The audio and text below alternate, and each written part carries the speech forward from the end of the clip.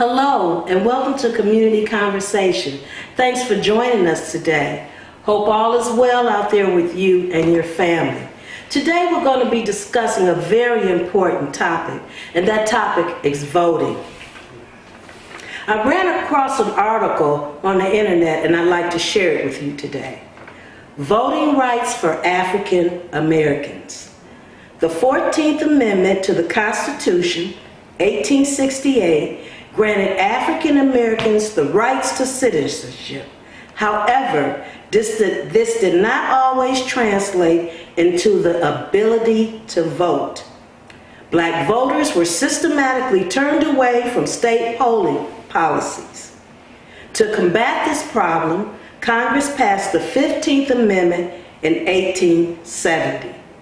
The 15th Amendment says, "The right of citizens of the United States to vote shall not be denied or abridged by the United States or by any state on account of race, color, or previous condition of servitude." Yet, states still found ways to circumvent the Constitution and to prevent blacks from voting. Poll taxes, literacy tests, fraud, and intimidation all turned African Americans away from polls, until the Supreme Court struck it down in 1915. Many states used the grandfather clause to keep descendants of slaves out of the elections. The clause said you could not vote unless your grandfather had voted, an impossibility for most people whose ancestors were slaves. I'm gonna wrap this up. Many brave and impressionable Americans protested, marched, and were arrested and even died toward voting equality. In 1963 and 1964, Dr. Martin Luther King Jr. brought hundreds of black people to the courthouse in Selma, Alabama to register. When they were turned away, Dr. King simply organized and led protests that finally turned the tide of American political opinion. In 1964, the 24th Amendment prohibited the use of poll taxes.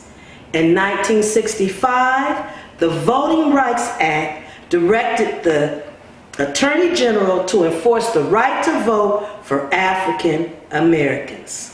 With that being said, our special guest is here today to share some additional information with you about the importance of voting. We have with us today Counsel at Large Tim Austin for the City of East Cleveland. Hi, Tim. Hello, ma'am. How are you? Good. Thank you. Thanks for joining us. Well, thank you for having me. You know, I really do appreciate the opportunity to learn in the library. It's a phenomenal place to learn. And the East Cleveland Library has been very supportive to the community. I want to share some of the things that are important to our community.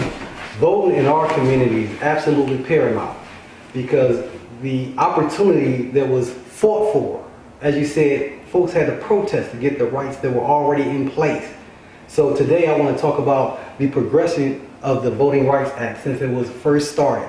The fight that our ancestors as black people had to go through to get to this point has been understated. And I don't want our young people to miss out on the opportunity and benefit of voting. The restrictions that the Voting Rights Act updated have been absolutely phenomenal. And I want to make sure that we as people have the opportunity to update our identification, our addresses, and they should match when you go to the poll. And making sure that you are obviously registered to vote in the city in which you are attempting to cast your legal, lawful right to vote and pick your leadership. And oftentimes in the black community, we don't have the ample opportunity to pick our leaders and learn something about your leaders as you go forward. The Voting Rights of 1965 meant the right for us to vote in a fair and accessible way. I want to share with you a note from a gentleman that I call Mr. Moss, and that was actually his name. This senior citizen went through the process of voting, dressed up in his finest suit, and went to the location in which he was advised to go vote. And a person, to prevent him from casting his vote, told him to take a 5-mile walk to another precinct to vote. When he got there, they showed him where the precinct he went to originally was the precinct in which he was supposed to vote. So in his nicest shoes and his finest suit, in the heat of the morning and the rain of the afternoon, walked back to the original voting location, and he still was not allowed to vote. And he said at that point he would not give up. So I asked us, as we move forward through these turbulent times, not to vote and be qualified to vote. In order to start a process, what I did, with the help of the Great East Cleveland Library, they provided some options for us to cast our vote. You can either vote in person or vote by mail.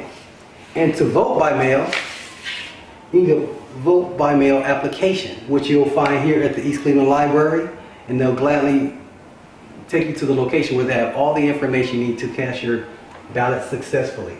Once you're registered with your address and a valid ID identification to submit at the time of your arrival at the voting location, which I am going downtown to Cuyahoga County Board of Elections to cast my vote.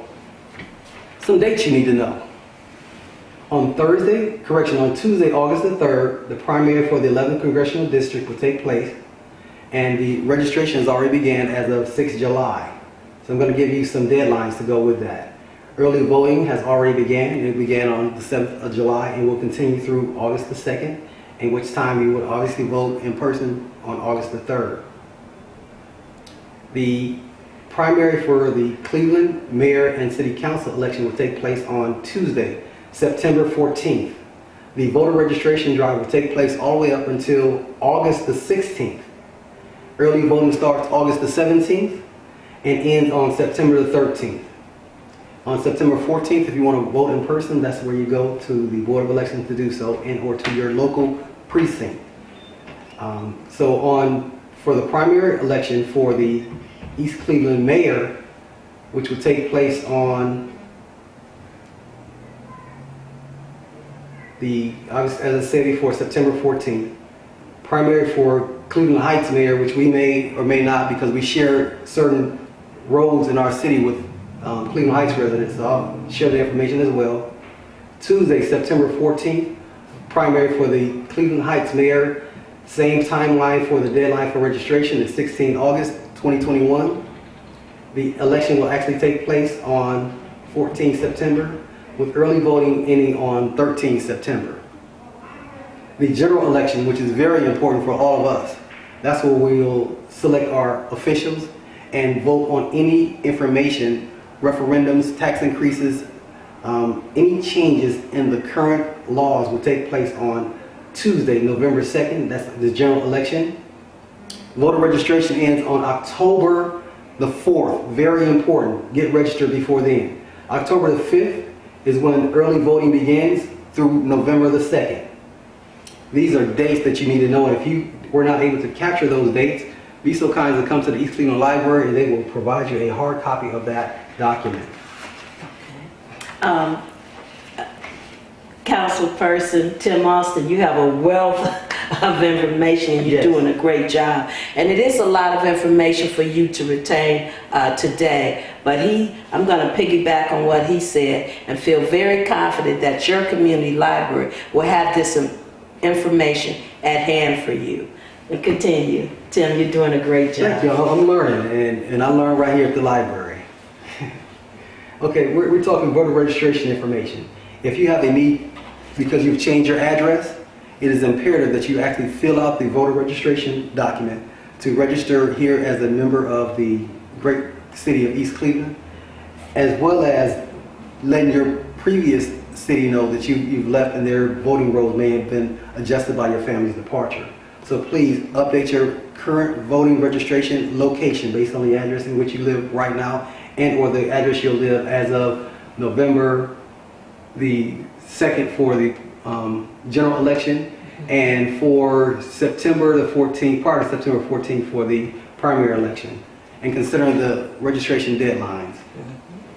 Okay, so please fill it out. Make sure you mail it in.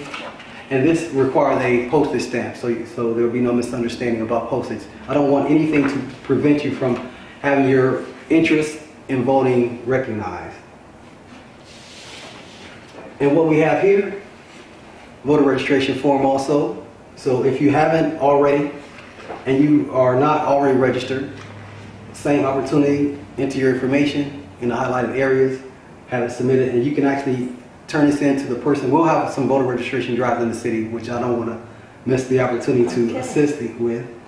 So these documents will make it official. So the earlier you have your registration form submitted and updated, and making sure that your address matches your ID when you go to the polls to vote, or you vote by mail, your information must line up. It is imperative. And ma'am, I know that you have some additional notes. I want to give you the opportunity to share those notes. I have one more comment. I don't know if we're at that point yet. Well, I'll give you a chance for that comment in 1 second. I would just like to say a lot of information was shared today, and if there's a question in your mind of why you should vote, or is voting still important, I think it was answered in more than one way for you today. We also have lots of books at the library as it relates to voting, why it's important to vote, how voting got started, women in voting, all the suffrage and sacrifices that were made to allow us to be able to vote. I'm gonna turn it back over to you, Tim. Right, thank you very much. And when she mentioned suffrage, that was some of the things that were done, because first of all, they allowed white men to vote.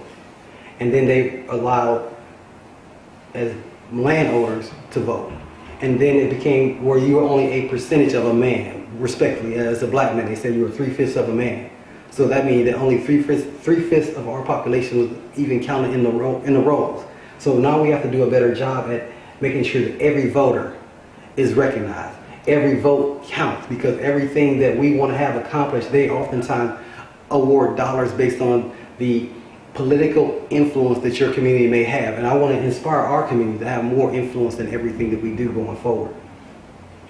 And what I wanted to talk about is, she talked about the poll tax and the literacy tax. You literally had to take a test in order to cast your vote. So now we don't have to take those tests. Some of those obstacles have been removed. And if you look in the news lately, you see that a lot of states have begun to enact additional restrictions. So to overcome those restrictions, the more prepared we are as a people, the more likely we are to be successful. It is imperative that our ancestors' efforts, whether it's Dr. King and or others, do not go in vain, because there was a lot of sacrifice during the civil rights movement. This is considered one of the most successful efforts during the civil rights movement, to get the right to vote, to have a say in how our democracy is exercised. Thank you, ma'am, very much, ma'am. And I appreciate this opportunity. Okay, thank you. So we say to you, vote, vote, and vote again. And I want to thank our very knowledgeable guest, Councilor at Large, Tim Austin. Have a great day. Thank you.